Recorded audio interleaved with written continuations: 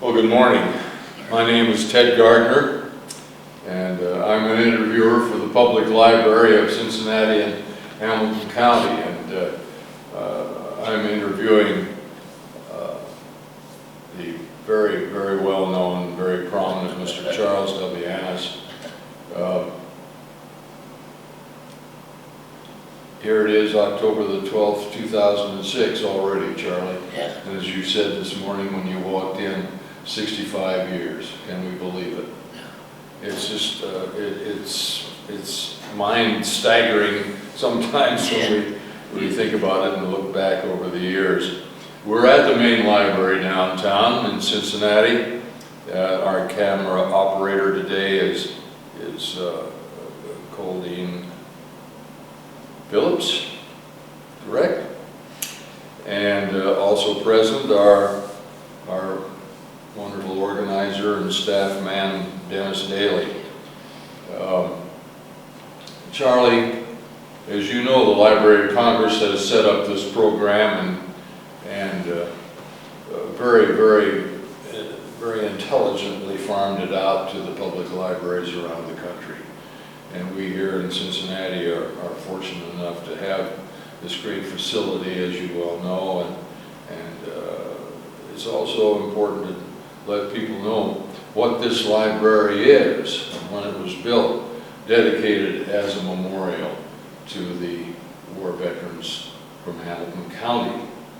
And with a great book of remembrance downstairs that is available to everybody to look at and see the names through history. And here we are, World War II vets. We're down to about 3.5 million out of 16 million, which is sort of a staggering statistic as well. But happily, there are a number of us around who are friends and able to get together. The alternative is not very good. That's right. It's better to be vertical and horizontal. And then also we're looking ahead to November the 11th, Veterans Day, which is Saturday this year, and which is a marvelous occasion, always held in the atrium of our public library downtown. But the important thing is that we're talking with you this morning, and you and your great contribution to the war effort, not only the war effort, but throughout your life, you've been a dedicated servant to the United States of America, the greatest nation in the world. Tell me a little bit, where were you born, Charlie, and where did you get your education? Well, I was born in Anness, Ohio. Little town, you know, down here. Southwest corner. Addiston. Yep. Yeah. And we had Addiston Elementary, was an 8th grade school. Taylor High School, go on. Mm-hmm. Then from Taylor to Miami, Miami to Harvard, Harvard to sea, discharged in '46, back to Miami to finish my degree, and the day after graduating from Miami, I started law school. How about that? And we did law school in those days in 2 years. Now, where was law school? UC, I'm sorry. UC. Yeah, University of Cincinnati. Right. Well, that's interesting, and your background, you know, little old Addiston, Ohio. Not very many people came out of Addiston and went to Harvard and got their law degree at UC and so forth. Addiston still survives, of course, as an independent village. When I went on board the Swanee, there was more people on the Swanee than there was in the village of Addiston.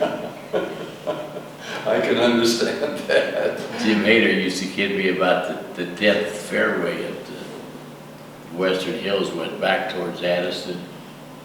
And Jim would say Charlie played that badly because he always thought he might be going home. So I said, no, I've never been ashamed of it. We had a good education. Of course. In fact, Mr. Young at the high school was picked 13 of us to have the same teachers all the way through high school, Isn't that? just like the old college prep. Sure. All we did was, we went as fast as the 13th person could go, Right. and they all got college educations one way or the other. Isn't that, oh, that's great, great memories about that.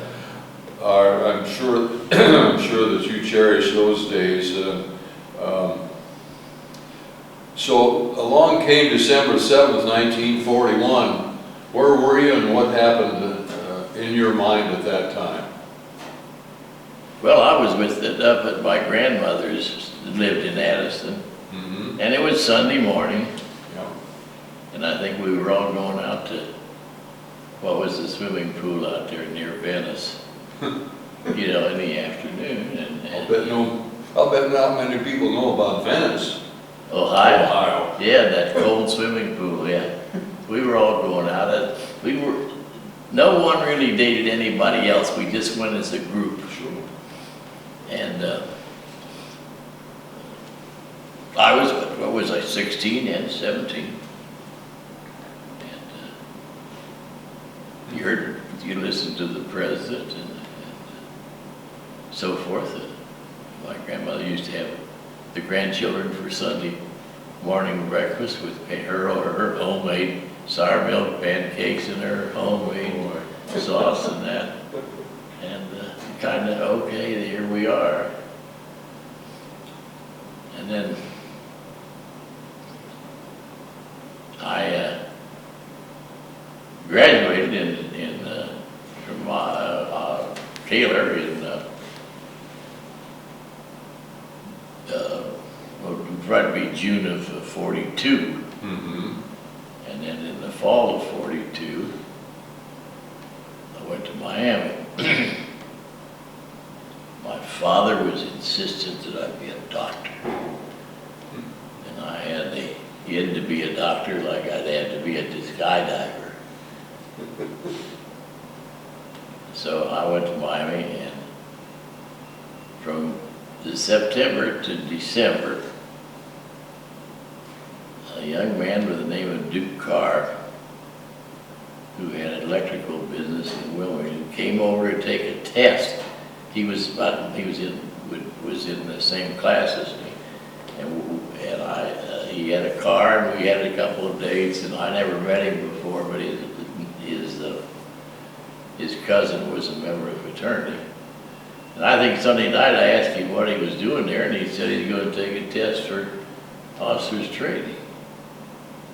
Well, I went over with him and took it. I passed, Duke didn't. And Duke went in the infantry. And so, then having passed the test, that's between, I can't find anything that gives me the exact dates in this area, but it was time to, I went to Miami in September and December 31st. And then from then until about March was a number of physicals. It would be March 43. Yeah, March of 43. Right. And Ted, my longevity starts in March of 43. But my active duty isn't credited until, I think, January 1st of 44. That's, well, I think it's one of these things where you pass the exam, they took you into the Navy for one day, put you back out, gave you your paper. Mm-hmm. Because on December 31st, 1943, I had to go to Cheviot and get the big old, was ordered to go to Cheviot and get the streetcar and go down to the, you know, where they take in the Induction draft. center? What? Induction center? Yeah. Yeah. And this one lieutenant wanted to a lieutenant in the Army kept wanting to send me to Fort Thomas. Mm-hmm. And I said, Lieutenant, I'm in the Navy. Look, see all these papers? I'm in the Navy. Well, I don't care what that is. You're going to Fort Thomas. Well, about 3 o'clock in the afternoon, a first class yeoman comes by and he says, I'm looking for a guy named Anness. I said, that's me. And he wants me. He just said to the lieutenant, he's mine. Oh, Don't good. worry. And And then one of the unique things was they didn't believe my peripheral. They thought I was pulling their leg about How far you can, Yeah, I can how see. well you can see peripheral. on the side, yeah. Sure. So a couple of times I was thinking, they'd come up and get me and take me down, and even one time they took me down and put my head in some kind of a brace or something, so I couldn't move it, you know. Mhm. Then I went on active duty at Miami, and again, these odd things that happen. Here I am, a sailor, but I'm the only sailor in the Marine detachment. Well, you must have had,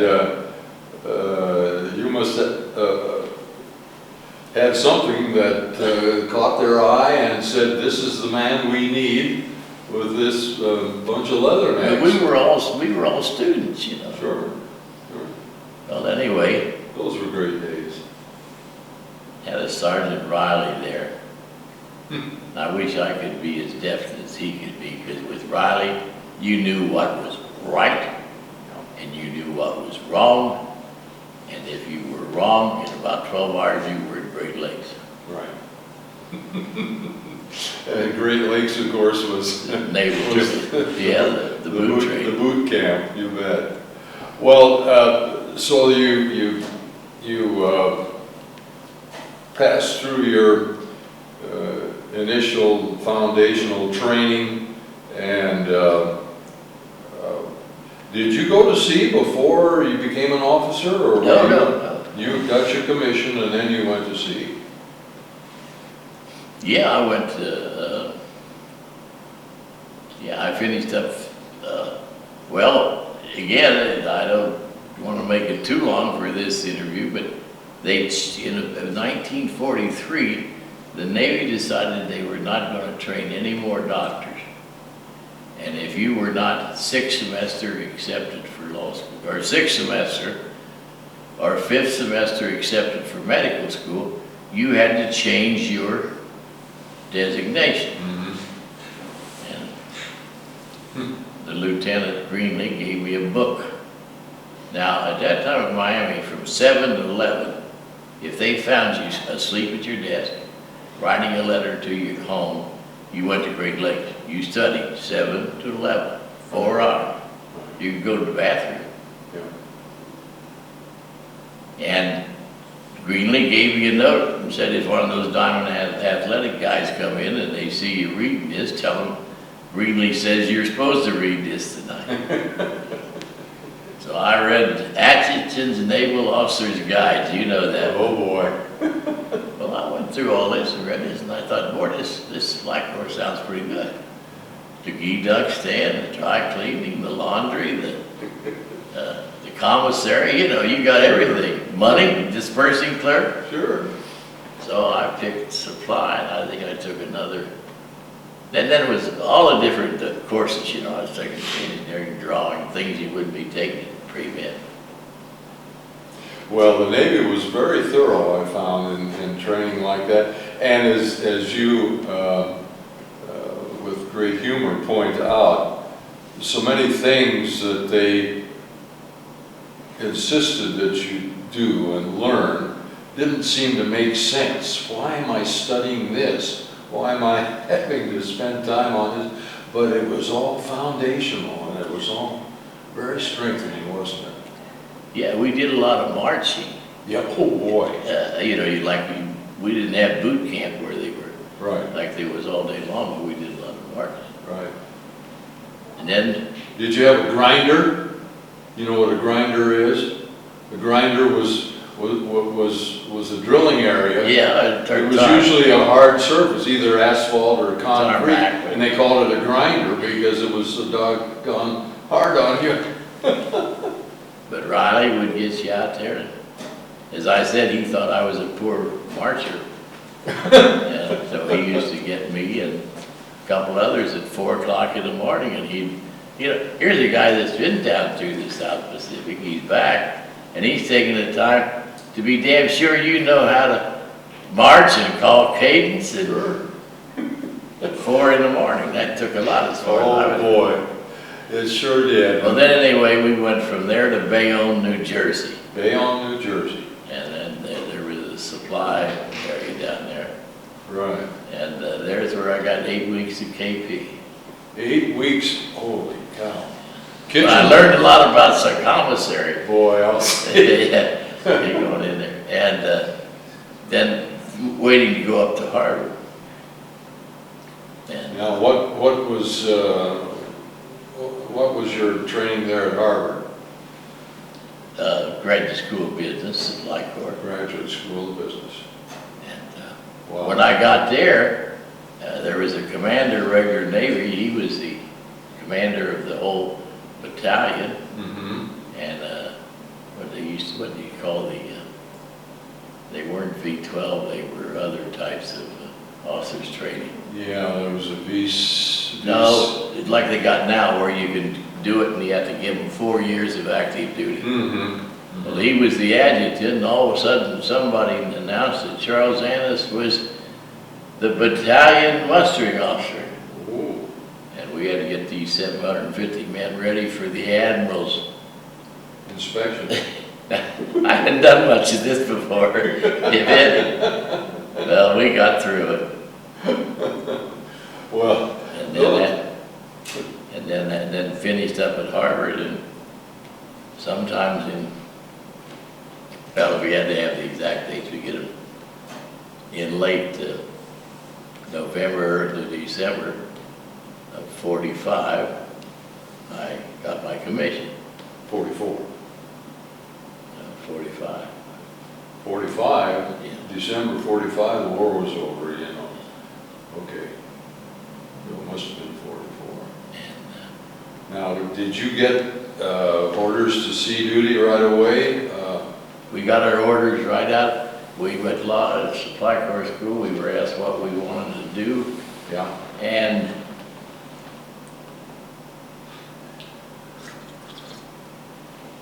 I picked aviation supply down at Jacksonville and advanced base. And they called me in at Harvard and said, "You're not going there." Typical. Where are you going? Where am I going? Well, you're going to find this man out in the South Pacific, Oh. and you're going to relieve him. He's a mental case. Uh-huh. When they'd run general quarters, they'd have to lock him up. Poor guy. Yeah. Yeah. He came back to Indianapolis. He's dead now. Uh-huh. Well, you mentioned earlier the term Asiatic, and for those people who don't Okay. hear that term very often or know what it means, it meant that there was something mentally wrong with you, and we Got to him, yeah. Yeah, we had guys that were Asiatic that if you if you dropped a screwdriver on the steel deck, they'd jump out of their skin, you know. So now the Suwannee, Suwanee, named after a famous river down south. All the Oilers, Yeah. you gentlemen, Oilers were named after rivers and different ships, warships, states, cruisers, capitals, Right. destroyers that went to many things. Yeah, usually famous military heroes of the past, till they ran out of names on that. But now, of course, everything has changed. And one of the reasons, of course, is that we don't have battleships anymore. So you don't have any ships. And they name some of these missile frigates and so forth after states now. It's all changed.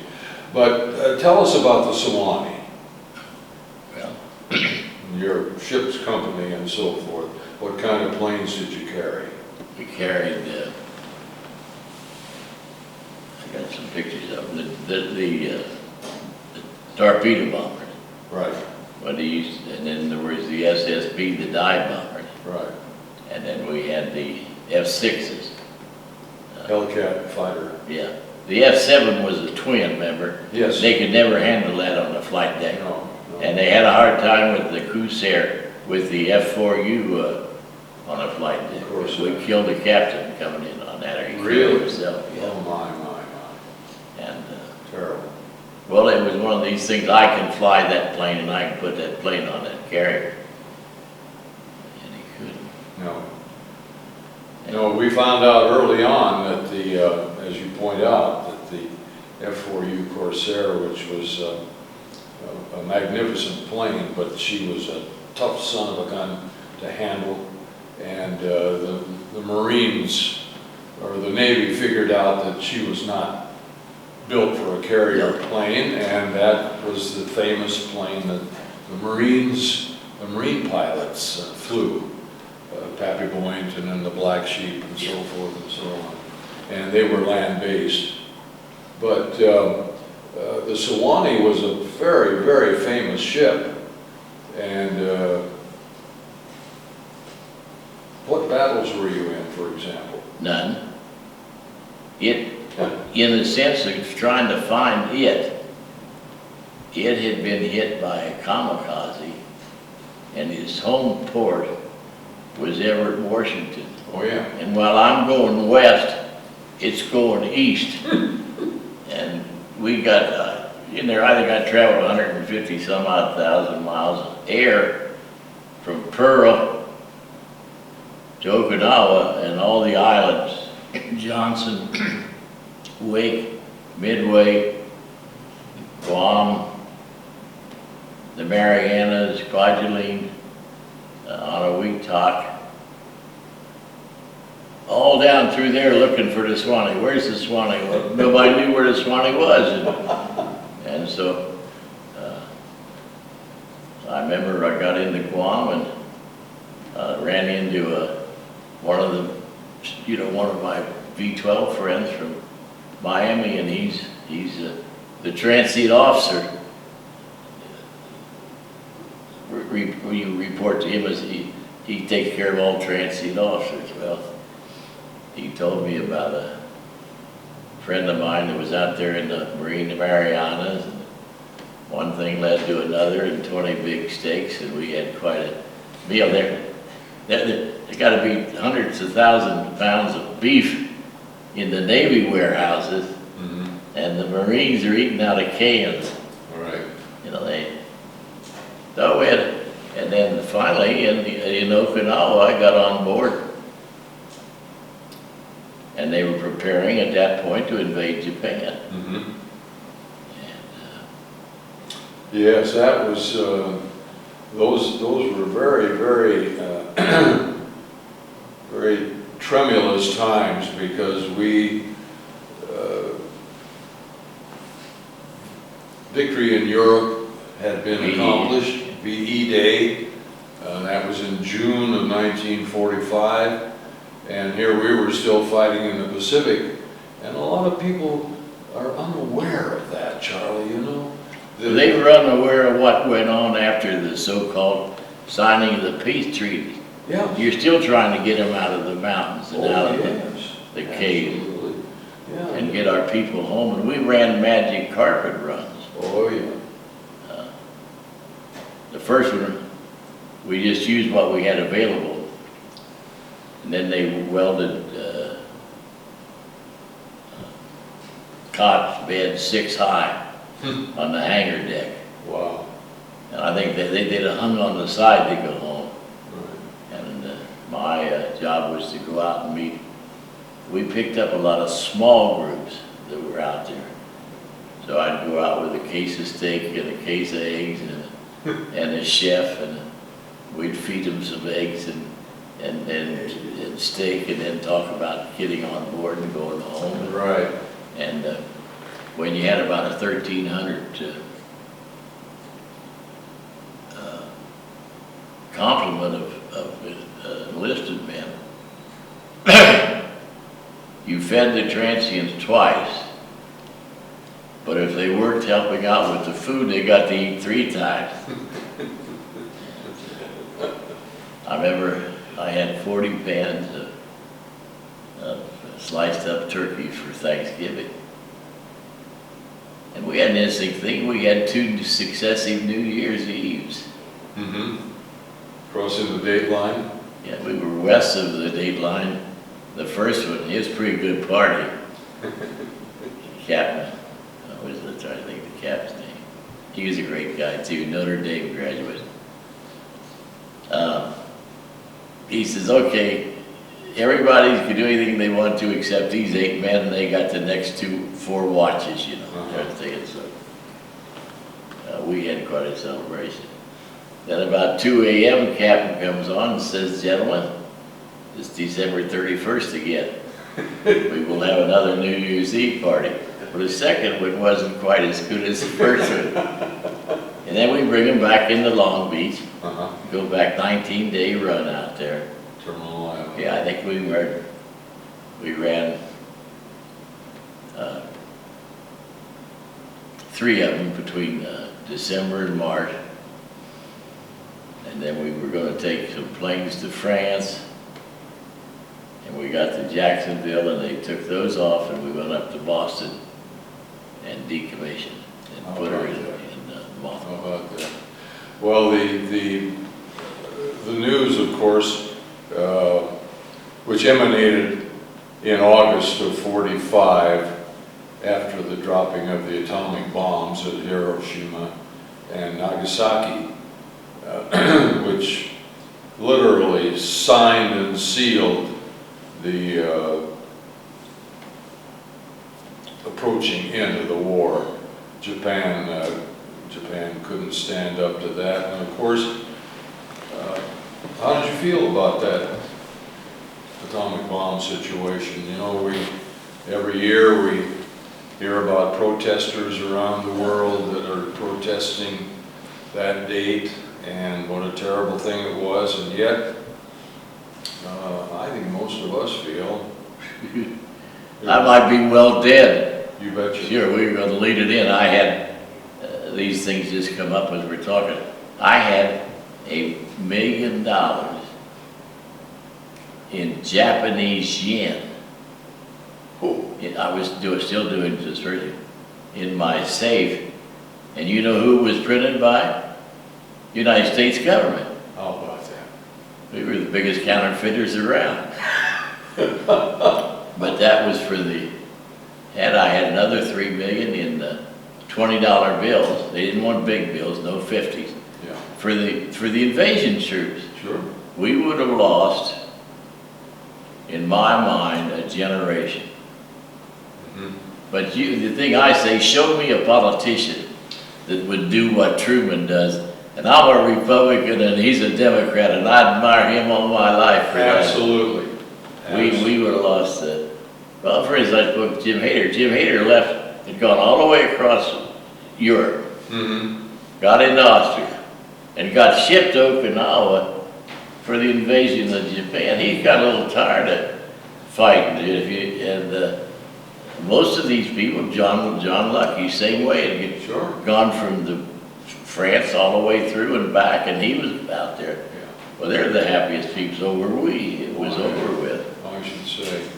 Yeah, the prospect of having to go and fight the Japanese on their homeland was a terrible prospect, because we knew what they had done over there. They were dug in.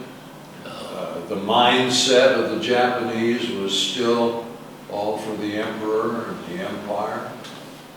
Did you have any contact at all with any Japanese prisoners or anything? No, never had that. One of my fraternity brothers, fiance was on Guam, and I think it took over 7 months after the war was over to get him to get out, and then they finally just went in there with flamethrowers and Right. either get out or we burn you out. And, Right. No, and they were like the kamikazes. It's like one of them we can see in there where one went down one of our after elevators. That was a great thing for them, and it would have been the same thing in the fighting. They would, they turned in the Marines turned in their carbines. For some reason, they could turn in guns to me, and they could get guns from me. And they wanted the old-fashioned M1. You could take this carbine and shoot holes in a Jap and he'd just keep coming. Yeah. You hit him in the thumb with the M1, he was down. Right. And that's what they wanted, was something to knock him down. Yeah, the old Garand. Oh, they were. Well, as you point out, those islands throughout the Pacific were so distant and so far away and so isolated that a number of the Japanese held out for, even some of them for several years. Yeah. Yeah. Well, the prospect of the end of the war, did you know about the dropping of the atomic bombs at that time? Until after they were dropped. Yeah. I don't think anybody knew about them except Truman and Doolittle. Then who was the fellow that came in from California that was on one of those? That was supposed to be shot or executed, and they lost him. Yes. Mac. I know what you mean. Yeah. I bought his book. Yeah. Well, of course and you know, we have our great friend Tom Griffin here in town. Yeah, Tom. Who was navigator on plane number 9 off the Hornet on the 18th of April 1942, which was the Doolittle raid. And as a matter of fact, we just honored him last night at the Navy League meeting downtown. We made him an honorary member of the Navy League. Okay. And of course, he's an old Air Corps guy. But the politics of the time, were you thinking ahead about what was going to happen after the war was over? What about your future? Well, I think if you're talking before Harry dropped the bomb, it was just getting set and getting everything on board, and that to go to invade Japan. Now, we didn't know where we were going to invade it. Right. But we were laying in Buckner Bay, you know, there in Okinawa. And Naha, if you take Middletown and leave one building, that's what was there after we bombed it out. Just imagine. Yeah, Naha. And just getting ready to go. And then when they dropped the bomb, they decided to close it up. You know, you got to get the yen back. I mailed $5 million worth of yen with $100,000 worth of insurance. I didn't know whether I'd ever get home. How about that? And turn in your money. High finance. Yeah, it sure was. Good gosh. Well, the ship itself, when did you last see the Suwannee?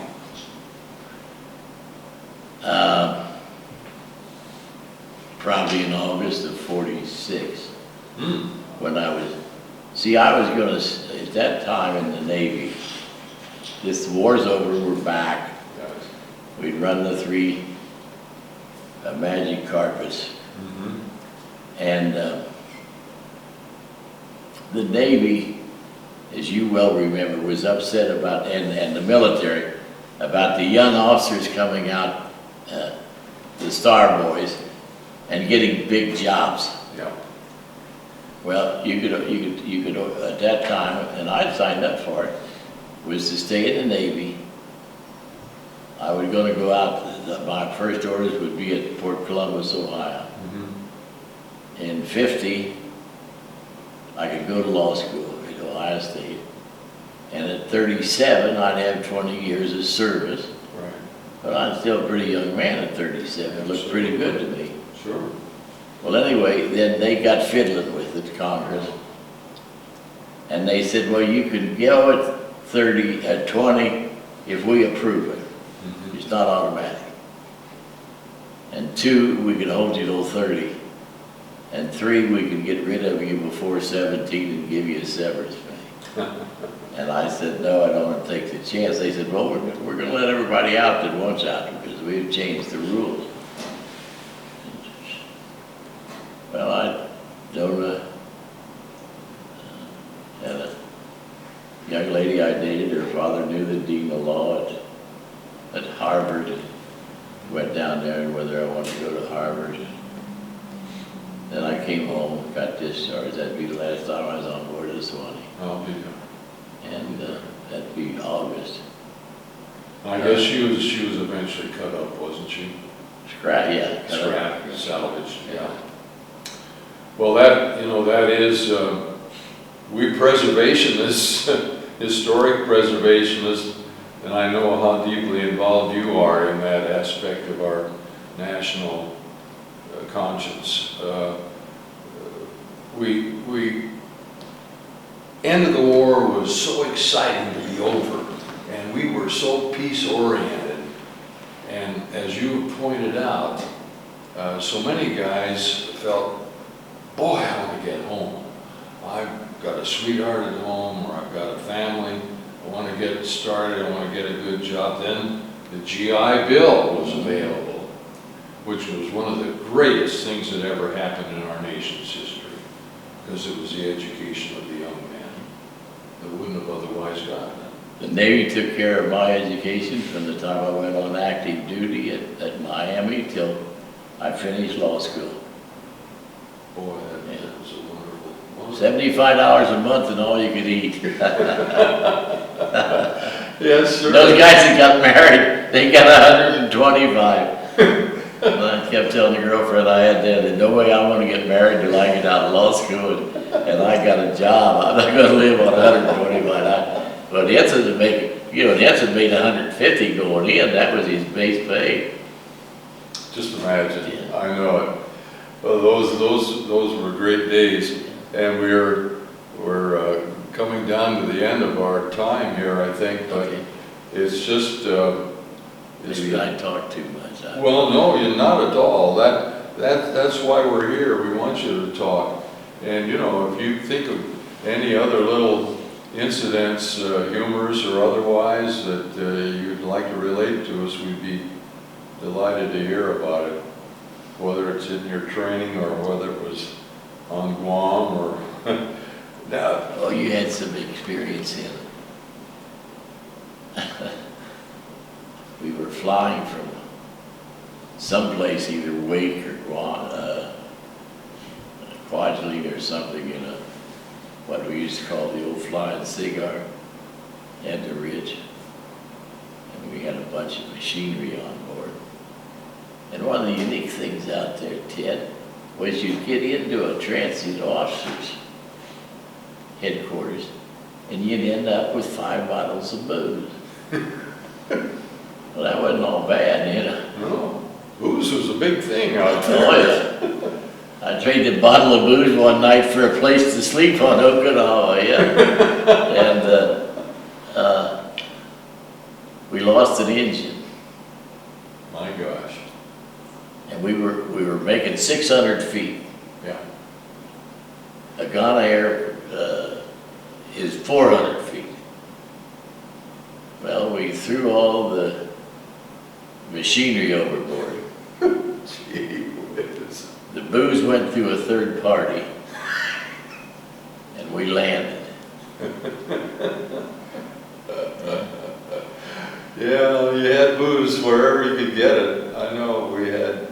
This young man would, Johnson Island, when you would go there, the first time I hit there going out, you used to fly from Honolulu to Johnson. Go to bed, they had dinner and go to bed that night, and they gave you a whole stack of sheets. Mm-hmm. And I said, what's this for? Well, about every 2 hours you'll be covered with coral. Dust. Yeah, coral dust, and you want to get up and take a shower and put on new sheets. And that was true. Yeah. Well, and that, you know, that brings up a question too about the great American female flyer, Amelia Earhart. Johnson Island was one of the last radio contacts that she and her navigator Fred Noonan had, that they heard from her back in the 1930s. Well, the situation, of course, back home at that time, and you've alluded to it already, Charlie, and that is that the services immediately were going to cut back cut back on personnel, cut back on costs. Remember, there was a great, what they called the Hoover Commission. Yeah. To investigate the services and how they could cut back here and there. And, you know, how do you feel about that? It seems like after every war, we go through this, don't we? Yes. And we don't seem to learn, although things are different now. Well, I think that basically,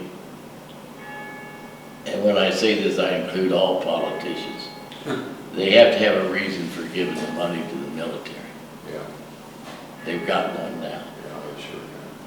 But I think one of the things that I know our young lawyers coming in that were what I always call them the children of the 60s. Mm-hmm. And I was managing partner, and they'd come in with their problems, you know. And I'd always tell them, you know, the one thing that the military taught me was I got to earn my spurs this year as well as I did last year and any other year. And you got to get in that attitude. The fact that I've got a big year in income and fees doesn't mean I'm going to sit around the next 12 months and tell everybody about it. I'm going out and make more money. And I don't think I've ever felt secure. Mm-hmm. And that's, maybe you don't understand what I'm saying, but I've never felt that tomorrow I'll be there. Right. And we came out and I wanted to get my law degree and I wanted to go to school. And that's what you poured into. Right. Now, since, go ahead. Well, I stayed in the reserve. I got 26 years in some odd service. Good for you. I've been getting $1,100 a month since I'm 60 as a Navy retirement. So I stayed with it, Ted. Right. Well, that was very, very smart on your part. You certainly planned ahead well. A lot of us didn't do that, unfortunately, but Got called back in the Korean War. Oh, yeah. Yeah, the Korean War. Put the third cargo. You weren't called back for the Korean War, were you? Yeah. Oh, you were? I spent 2 years. Did you really? Yeah. Were you in Korea? No, I put a cargo handling battalion. I went back on active duty in October of '51. 51. And I went down in those days, still I guess they do, the Supply Corps assigned their own officers.